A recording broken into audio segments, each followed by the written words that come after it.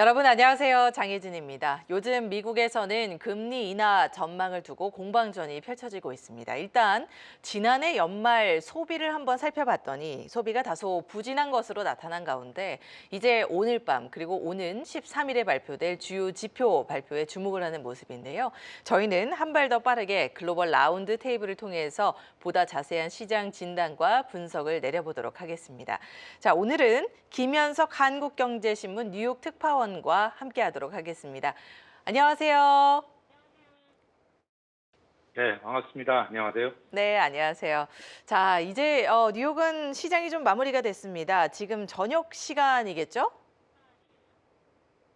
네, 맞습니다. 네. 요즘 월가의 분위기는 어떤가요? 전반적으로 조용한 편이고요. 장래의 큰 변동성보다는 전체적으로 시장이 올해 계속해서 강세장을 유지할 거다라는 커다란 믿음을 갖고 있습니다. 올해 중간 선거이기 때문에 중간 선거 기간에 약간의 변동성이 있다라고 보고 있고요. 중간 선거가 끝나고 나면 시장이 계속해서 오를 것이다라는 믿음을 갖고 있습니다. 여기에는 경기가 개선이 될 거다. 또 페드가 금리를 많이 내렸고 가로 더 내릴 거다. 여기에 AI에 대한 엄청난 막대한 어떤 투자 지출이 계속될 거다. 이런 생각들이 바탕을 이루고 있습니다. 네. 월가에서는 일단 중간 선거가 아주 중요한 기점인 것으로 좀 여겨지는군요. 오늘 저희가 특파원님을 모시고도 시장의 이야기를 많이 나눠볼 건데 많은 분들이 쇼미 형님 등장해 주신다고 기대를 모았습니다. 이 쇼미 형님이란 별명이 너무 궁금한데 어떻게 갖게 되신 거예요? 예전에 그 제리 맥과이어란 영화가 있었는데 거기에 이제 쇼미더머니라는 얘기가 나왔죠. 그게 제가 보니까 굉장히 좋은 거고요. 저도 이제 여러분들이 돈을 많이 벌어서 저한테 얼마 많이 벌었는지 보여달라 이런 의미로 제가 이제 지었죠. 그래서 쇼미더머니라는 얘기를 하고 이제 방송을 맨날 끝냈는데 제가 김현석의 월스트나우를 매일 방송을 하고 있고 그리고 방송을 끝냈는데 그걸 들으신 분들이 이제 저한테 그런 별명을 줘주셨습니다. 아, 쇼미 형님. 저는 또 특파원님께서 랩을 잘하셔서 쇼미 형님이라는 그 별명이 붙은 게 아닌가라는 생각을 또 해봤습니다. 네, 오늘 그러면 깊이 있는 미국 시장 분석을 해보도록 하겠습니다. 일단 현지 시간으로 11일, 이제 미국 기준으로는 내일이 될 텐데 비농업 고용지표 발표를 앞두고 있습니다. 이제 지난해 저희가 확인했던 그 고용지표들 그리고 올해 초까지 그 고용지표가 사실은 좀 예상보다는 좋지 않았기 때문에 이번 지표에 특히나 주목을 하고 있고 또 관심이 높은데요. 예상치는 이제 전월 대비해서 한 7만 명 정도 늘어날 것으로 보고 있던데 해당 전망이 어느 정도 좀 유효하다고 보시나요?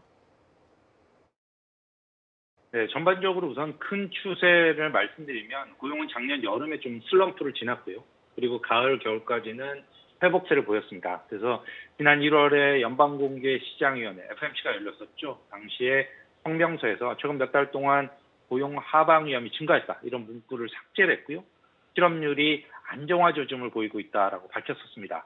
그런데 지난주에 나온 ADP 민간 고용이라든가 챌린저 기업 해고 또 12월 부인 이직 보고서 졸트에서 고용자 관련 지표들이 줄줄이 좀 예상을 밑돌면서 약간의 불안감이 생겼죠. 게다가 어제 케빈 햇시 국가경제위원장이 방송 인터뷰에 나와서 고용지표가 약화할 가능성을 좀 경고를 했습니다. 햇시는 현재 높은 GDP 성장률보다는 고용지표가 약간 더 작은 수치를 보일 것으로 예상해야 된다라고 얘기를 했는데요. 이게 무슨 얘기냐 하면 노동 공급이 그만큼 줄었고 인구 증가율이 낮아지고 있고 생산성 증가는 높기 때문에 고용 개수가 좀 줄어들 수 있다라는 설명이었습니다. 오늘 또 이 피터 나바로 백악관의 고문이죠. 이 피터 나바로 고문도 폭스 TV에 나와서 비슷한 얘기를 했어요. 이 기대하는 고용 수치가 낮게 나올 수 있다는 겁니다. 피터 나바로 고문은 불법 이민자를 수백만 명씩 쫓아내고 있기 때문에 신규 고용 수치는 줄어들 수 있다라고 설명을 했어요. 아까 말씀하셨듯이 현재 1월 고용에 대한 월가의 컨센서스는 한 7만 개 수준인데요. 12월에 5만 개보다는 좀 나아지는 거죠. 예, 전반적으로 좀 나아질 거라고 보지만 여기에는 1월이기 때문에 어떤 노동 통계국 BLS에서 사용하는 어떤 출생 사망 모델의 업데이트 이런 것들이 있어서요.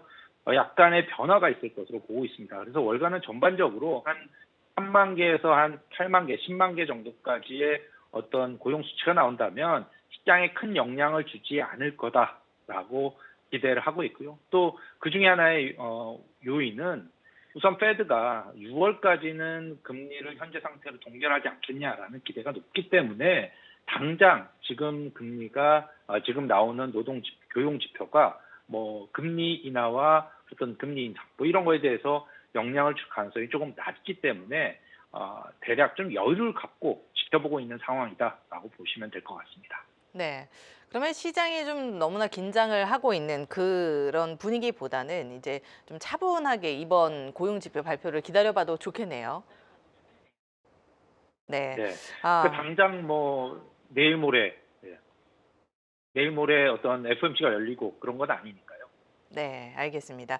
자, 일단은 시장에서 주목을 하고 있는 고용 지표와 관련된 내용을 이렇게 말씀을 해 주셨고요. 이제 오늘 13일에도 사실은 이제 미국의 1월 소비자 물가 지수가 발표됩니다. 이번에도 예상을 웃돌 수 있다라는 이야기가 나오는 만큼 이 부분에 대해서도 좀 우려를 하는 모습인데요. 이제 소비자 물가가 예상치를 웃돈다는 얘기는 물가가 그만큼 다시 상승 국면으로 접어드는 것이 아니냐. 그러면 이제 인플레 우려가 또 나올 수 있는 부분이기 때문에 이 부분에 대해서도 상당히 주목을 하는 모습입니다. 뭐 인플레가 다시 발생할 수 있다라고 보실까요?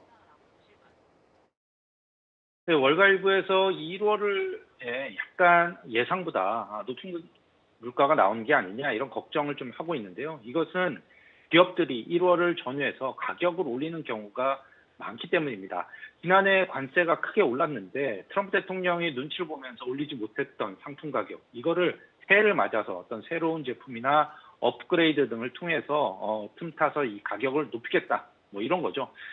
차량 업체들, 자동차 업체들은 사실 새로운 연식, 2026년식을 한 11월, 12월부터 내놨는데 지난해 12월 자동차 판매 통계를 보면 소비자 권장 가격, 평균 권장 가격이 52,627달러까지 올라서 사상 최고치를 기록을 했습니다. 아무래도 새로운 연식 모델을 내놓으면서 가격을 올렸다라고 보면 될 것 같은데요. 다만 수요가 따르지 않으면 가격을 올리기가 좀 어렵습니다. 최근에 펩시코가 수요 감소를 이유로 스낵 가격을 15% 인하하겠다고 밝혔고요. 오늘 코카콜라도 실적을 발표했는데 매출이 이들이 이제 그동안 많이 가격을 올렸던 기업인데요. 매출이 5년 만에 월가 예상치에 미치지 못했습니다. 네.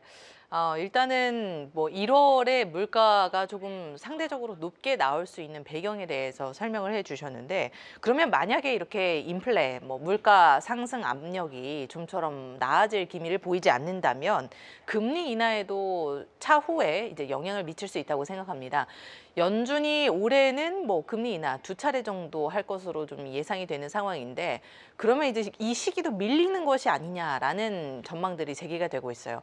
가장 빠른 시기를 점쳐 본다면 6월이었었는데 그러면 6월에도 금리 인하가 불가능한 게 아닌가라는 생각이 들거든요. 특파원님이 생각하시기에는 어떠신가요?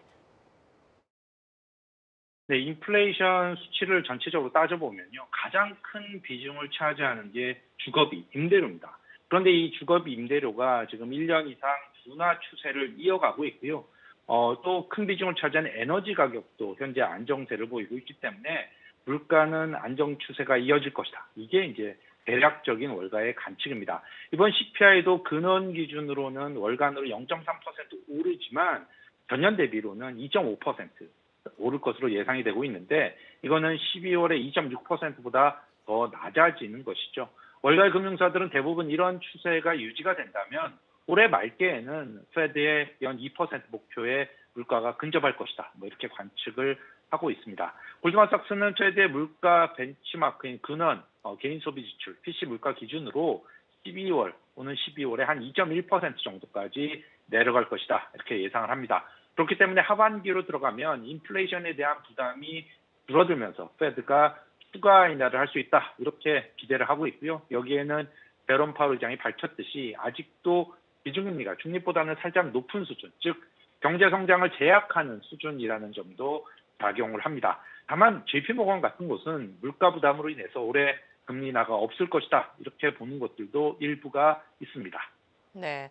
그러면 이제 그 올해 하반기까지 장기적으로 봤을 때는 뭐 중장기적으로 봤을 때 이제 물가가 좀 점진적으로 완화가 될 것으로 예상이 되면서 연준이 추가적으로 금리 인하를 할 수도 있다라고 받아들일 수 있는 부분이군요. 다만 그 안에서 이제 월가에 다른 해석들이 나오고 있다는 점은 저희가 참고를 해서 한번 봐야 할 것 같습니다. 자, 이런 가운데 트럼프 대통령이 차기 연준 의장을 지명했지 않습니까? 그래서 케빈 워시가 이제 차기 연준 의장으로 지목이 됐는데 이 지명자가 미국 경제를 15%가량 성장시킬 수 있다라고 발언을 해서 또 주목을 받고 있습니다. 연준이 경제 성장을 15%나 시킬 수 있다. 그 말은 곧 뭐 완화 정책을 펼친다거나 아니면 경기 부양책을 통해서 뭐 경제를 성장시키겠다라는 의미로 해석을 해봐야 될까요? 이 워시 의장이 트럼프 경제 성장의 최적의 카드로 떠오른 그 배경에는 어떤 것들이 있을까요? 네, 트럼프 대통령이 어제 이제 TV 인터뷰에서 그런 얘기를 했죠. 워시가 되면 이제 15%까지 성장률이 높아질 거야. 이렇게 기대를 했는데요. 뭐 미국 경제 지난해 성장률 대략 한 2.5% 안팎으로 추정이 되고 있고요. 명목 성장률만 따지면 5% 정도 수준입니다. 물가가 높기 때문인데 사실상 명목 성장률 기준으로는 팬데믹에서 회복된 뒤에 최근 몇 년간 물가가 높았기 때문에 상당히 높습니다. 예, 한 5에서 10%까지 기록을 하고 있죠. 특히 인플레이션이 치솟았던 2021년에는 10.7%, 2022년에는 9.1%에 달했습니다. 즉 미국 경제를 15% 성장시키려면 인플레이션이 치솟든가 아니면 뭔가 팬데믹 같은 외생적 충격으로 인해서 재정, 통화 부양책을 엄청나게 퍼붓는 그런 상황이 나타나야 하는 것입니다. 워시가 의장으로 취임해서 완화적인 통화 정책을 펴려한다 해도 만약에 그런데 이렇게 인플레이션이 올라간다면 마음대로 할 수가 없죠. 결국 의장이 FOMC를 주도한다 해도 통화 정책은 FOMC라는 회의체에서 한 표씩 투표를 해서 12명의 투표로 결정이 되는 것이고요. 의장도 결국은 한 표만을 행사합니다. 게다가 워시는 예전부터 인플레이션 매파로 유명했기 때문에 인플레이션이 만약 오르게 된다면 완화적인 통화 정책을 펼치지는 않을 겁니다. 네. 너무나 큰 무리수를 둔 게 아닌가 싶은데요. 그만큼 이제 케빈 워시에 대한 신뢰감을 주기 위한 그런 좀 무리한 발언이었겠죠? 네, 트럼프 대통령의 특유의 어떤 과장법이 들어가 있다라고 봐야 되겠죠. 네, 좀 과장된 그런 표현이었다라고 저희는 해석을 해보겠습니다. 자, 이렇게 트럼프 대통령이 지명한 차기 연준 의장 워시의 이야기까지 들어봤는데요. 그런데 최근 이 인공지능에 관련한 이야기를 또 빼놓을 수가 없을 것 같습니다. 시장에서 이제 인공지능이 한참 부각이 되면서 관련주들이 상승하는 그런 랠리 장세를 봤었습니다. 그런데 이제는 이 흐름이 조금 변환이 돼서 AI가 오히려 우리 시장 또는 산업을 압박하는 흐름들이 나타나고 있습니다. 특히나 최근에는 이제 소프트웨어 섹터에 큰 영향을 주면서 이제 소프트웨어에 타격을 줄 수 있다라는 우려가 제기가 됐었는데요. 이에 이어서 금융주까지도 이제 AI가 이 해당 섹터에 반영이 된다면, 활용이 되면 이제 금융 섹터 안에서도 좀 어느 정도의 뭐 인력 구조 조정이라든지 아니면 조금 더 생산성이 높아지는 대신에 그 안에 산업이 좀 축소될 수 있다라는 이야기가 나오고 있습니다. 향후 AI가 이렇게 많은 섹터에 영향을 미칠 것으로 예상이 되는데 이와 관련한 전망은 어떻게 보실까요? 네, AI가 미국 증시에 주고 있는 영향은 좀 나눠서 볼 수가 있겠는데요. 작년 10월 말까지는 대부분의 빅테크를 끌어올리는 어떤 캐탈리스트로 역할을 했었습니다. 그래서 엔비디아나 뭐 브로드컴이라든지 여러 가지 오라클이라든지 어떤 주가들이 계속해서 상승만을 지속을 했고요. AI 관련해서 호재가 나오면 모든 주가가 함께 오르는 그런 상황이 나타났었어요. 그런데 구글이 제미나이 3를 내놓은 다음에 이 오픈 AI로부터 AI의 주도권을 쟁취해갔죠. 그러면서 오픈 AI 진영, 즉 엔비디아와 뭐 코어웨이브라든지 마이크로소프트라든지 뭐 이쪽의 주가는 하락세를 보였고요. 엔비디아만 해도 어떤 보합세 정도를 계속해서 유지하고 있었습니다. 그리고 구글 주가가 계속해서 오르는 그런 차별화 장세가 나타났었죠. 근데 최근에 또 다른 흐름은 뭐냐면 어떤 새로운 파괴적인 AI 도구가 나타나면 그거와 관련된 업종들이 다 흔들리는 겁니다. 소프트웨어 업종이 대표적이었죠. 엔트로픽이 AI 도구를 내놓았다. 뭐 이런 코드업을 내놓았다. 이런 얘기가 나오면서 그걸 써본 사람들이 이러면 소프트웨어를 쓰지 않아도 되겠네. AI 에이전트가 새로운 프로그램을 만들어서 자체적으로 쓰겠다. 뭐 이런 생각들 하면서 소프트웨어 업종이 대부분의 주도주들이 거의 50%씩 떨어지는 그런 일이 나타났었고요. 최근에는 워낙 많이 단계 떨어지다 보니까 이제 반등을 하고 있습니다. 그런데 오늘 보니까 또 금융업종에서 알트루이스트라는 회사에서 이제 이 세금 계산을 해주는 문서들을 좀 업로드를 하면 그걸 보고 텍스 플래닝을 해주는 그런 AI 도구를 내놨다. 뭐 이런 얘기가 나오면서 아무래도 뭐 텍스에만 머물겠습니까? 이거는 재무라든지 투자 분석이라든지 어떤 여러 가지 추천에 쓰일 것이고 그러다 보니까 오늘 금융주들이 굉장히 큰 타격을 받았고요. 이런 자문 이런 쪽에 특화가 된 레이먼드 제임스라든지 LPL 파이낸셜라든지 또 찰스 슈왑 같은 주식들은 뭐 7, 8%씩 오늘 급락세를 보였습니다.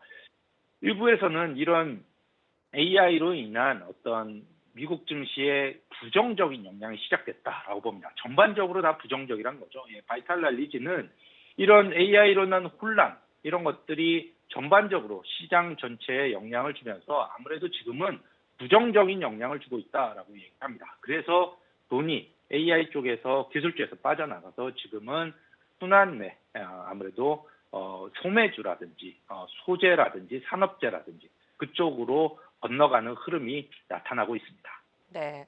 아무래도 이제 기술주에서 이제 그 흐름이 좀 전환하고 있는 것을 저희가 목도하고 있는 것 같고 그 안에서 좀 발빠르게 투자 전략을 세워보는 것도 필요할 것 같습니다. 특파원님은 그런데 AI 많이 활용하시나요? 많이는 아니지만 적당한 수준으로 활용을 하고 있습니다. 아무래도 번역이라든지 제가 많은 문서들, 많은 이제 보고서들 이런 걸 보다 보니까 아무래도 좀 도움을 받는 측면이 많이 있습니다.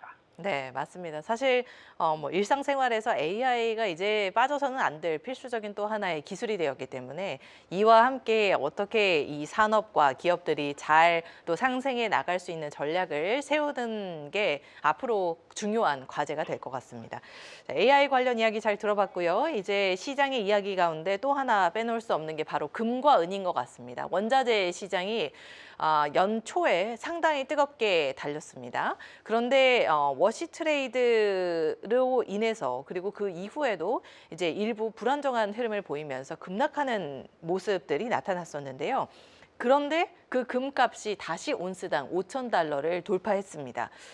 자, 이렇게 변동성이 큰 자산이었나요? 저는 금과 은이 안전자산이라고 들어왔는데 달러 약세의 영향이 아무래도 좀 컸던 것 같습니다. 이 안에서 금과 관련된 투자 전략 앞으로 어떻게 좀 세워봐야 될까요? 네, 그동안 금과 은에는 어떤 수요들뿐 아니라 투기적인 수요까지 몰리면서 이 투기적 수요가 너무 많이 레버리지를 통한 투기적 수요가 몰리다 보니까 이런 변동성이 크게 나타났죠. 금의 경우에는 핵심이 중앙은행들의 수요가 계속해서 이어지고 있다라는 겁니다. 중앙은행들은 달러 외의 자산으로 지금 외환 보유액 다변화를 추구하고 있는데 그건 금의 가격 수준에 맞춰서 금이 싸니까 하자, 뭐 금이 비싸니까 하지 말자, 뭐 이런 건 아닙니다. 가격은 중앙은행들은 이런 금의 가격에 별로 신경 쓰지 않고 있고요. 정책적인 목표, 즉 외환 보유액의 다변화 여기에 신경을 쓰고 있습니다. 그러다 보니까 중앙은행 수요가 계속될 것으로 예측이 되고 있는데요. JP모건은 중앙은행들이 100톤을 매수할 때마다 금 가격이 약 3% 오른다라고 이제 분석을 하고 있습니다. 최근 중앙은행들이 연간 한 1,000톤씩을 지금 사들였는데요. UBS는 금 강세장은 일반적으로 단순히 이제 좀 이제 달러 약세가 줄어들지 않겠냐? 뭐 이런 우려가 줄어들거나 아니면 금 가격이 너무 높아졌다고 해서 끝나는 게 아니다라고 설명을 합니다. 즉 중앙은행 페드에 대한 어떤 신뢰, 미국 달러에 대한 신뢰 이게 이제 강해져야 되는데 그런 신뢰가 구축이 되고 새로운 통화 정책 체제로 완화이 돼야 그런 어떤 투자 정책, 이 외환 보유액 다변화 이런 것들이 된다는 겁니다. 그러니까 지금으로서는 당분간 현재 어떤 미국의 재정 적자가 계속될 가능성이 있고요. 페드가 이를 지원할 수 있기 때문에 현재로서는 금은 계속 사라라는 얘기가 월가에서 나오고 있습니다. 금은 계속 사라. 일단 중앙은행들이 외환 보유를 할 때 달러 외에 다른 자산을 이제 눈을 돌리는데 그 안에서 이제 금을 또 매입하는 그런 경향들을 보이기 때문에 금이 추가적인 상승을 보일 수 있다라고 전망을 해주셨습니다. 그러면 은은 어때요? 역대급의 폭락을 기록하고 그 이후에 이제 80달러 선을 돌파를 했습니다. 사실은 은이 한참 오를 때 200달러, 300달러까지 오를 수 있다라는 전망들이 쏟아져 나왔었거든요. 그런데 변동성이 너무나 큰 모습을 보고 투자자들이 흠칫 좀 놀란 모습입니다. 은은 앞으로 어떻게 흘러갈까요? 예, 은은 금과의 차이가 기본적으로 이제 중앙은행의 수요입니다. 중앙은행들이 은을 외환 보유고 차원에서 매수하는 경우 거의 없습니다. 대신 은은 산업 수요가 많은데요. 이 가격이 오르게 되면 산업 수요가 줄어들 수밖에 없습니다. 대체제를 찾든지 은의 함량을 줄이든지 이런 식의 어떤 방법을 찾게 되는 거죠. JP모건의 경우 산업 수요 등을 따지면 은은 펀더멘탈 차원에서 적정 가치가 온즈당 한 60에서 70달러 수준이다라고 추정을 하고 있습니다. 그러니까 지금은 그 가격을 높으니까 아직도 투기적인 수요 등이 붙어서 가격이 펀더멘탈 위에서 거래되고 있다라고 보고 있습니다. 다만 원자재 시장에서는 이렇게 투기 수요가 가세했을 때 가격이 펀더멘탈을 훨씬 뛰어넘는 그런 경우가 굉장히 많았죠. 물론 시간이 흐르면서 제자리로 돌아오는 경우가 다수입니다. 그러면 은에 관련해서는 일단은 좀 어, 관망하는 자세로 임하는 게 좋을까요? 네, 아무래도 지금 투기적 수요가 아직 정리가 다 되지 않은 것으로 보이고요. 펀더멘탈 차원에서 중앙은행의 수요가 없기 때문에 현재 적정 가치 수준을 넘는 수준에서는 매수를 주의하는 게 좋을 것 같습니다. 네, 좋습니다. 자, 그럼 금과 은 관련해서 저희가 투자 전략 이렇게 반영해서 세워보도록 하겠고요. 유가는 어떨까요? 국제 유가가 최근 브렌트유 기준으로 배럴당 70달러 부근에서 거래가 되고 있습니다. 보통 유가는 이제 지정학적 리스크에 의해서 움직이기 마련인데 미국과 이란 사이의 그 긴장 상태가 여전한 상황입니다. 아무래도 이제 전쟁이 터지는 거 아니냐라는 우려들이 제기가 되면서 유가가 조금씩 상승하고 있는 모습인데요. 이 시점에서 폭등할 가능성도 있을까요? 국제유가는 지금 브렌트유 기준으로 한 배럴당 60달러대에서 안정적으로 움직여 왔죠. 그러다가 최근 이란 사태로 인해서 이제 70달러 수준까지 올라갔는데요. 월가는 이란과의 긴장에 따른 위험 프리미엄 한 배럴당 한 4, 5달러 수준이다라고 추정을 하고 있습니다. 이란이 원래 세계 원유 공급량의 20%가 흐르는 호르무즈 해협 바로 옆에 있잖아요. 이거를 막을 가능성이 제기가 되고 있죠. 물론 그런 적이 거의 없지만요. 지금은 그런 불확실성이 고조되고 있기 때문에 구매자들이 또 원유 확보에 미리 나서면서 가수요가 형성되고 있는 게 지금 유가를 좀 높였습니다. 하지만 대규모 공급 차질, 오펙의 생산량 감축 이런 것들이 발생하지 않는 한 올해 유가는 전반적으로 하락 안정세를 보일 것이다. 라는 게 월가의 전반적인 관측입니다. 트럼프 대통령이 올해 11월 중간 선거를 앞두고 있는데요. 장기적으로 유가를 올리는 어떤 충격을 가하지 않을 거다. 이 유가가 크게 올라간다면 물가가 또 충격을 받게 되고요. 그것은 지지율 하락으로 이어질 거다. 그래서 현재로서는 월가는 유가를 크게 올리지는 않을 거다라는 게 컨센서스입니다. 이런 지정학적인 이벤트 그런 것들이 없다면 결국은 펀더멘탈 즉 수급을 봐야 되는데요. 베네수엘라나 가이아나 등 비오펙 국가들의 공급량 지속적 증가 이게 나타나고 있기 때문에 올해에도 공급 과잉이 지속될 것이다. 이렇게 관측이 되고 있습니다. 즉 유가가 하락 안정을 볼 거다라는 관측이 다수입니다. 네, 일단 중간 선거도 있고요. 물가가 오르면 안 되는 시점에 지금 딱 마주하고 있는 트럼프 대통령이지 않습니까? 그래서 이제 좀 무리한 그런 이란과의 어떤 수를 두지는 않을 거다라는 전망을 또 제기를 해주셨습니다. 관련해서 저희가 유가 잘 반영해서 또 살펴보도록 하겠습니다. 네, 이제 마지막으로 미국 시장을 살펴보면 우리가 주로 빅테크를 살펴보게 되는데요. 저희가 어닝 시즌에서 빅테크들의 실적을 어느 정도 발표하는 상황들을 이제 마주했고 실적 발표들을 실제로 이제 모두 다 결과를 본 상황입니다. 그리고 마지막 하이라이트로 오는 25일에 엔비디아의 실적 발표만을 남겨두고 있습니다.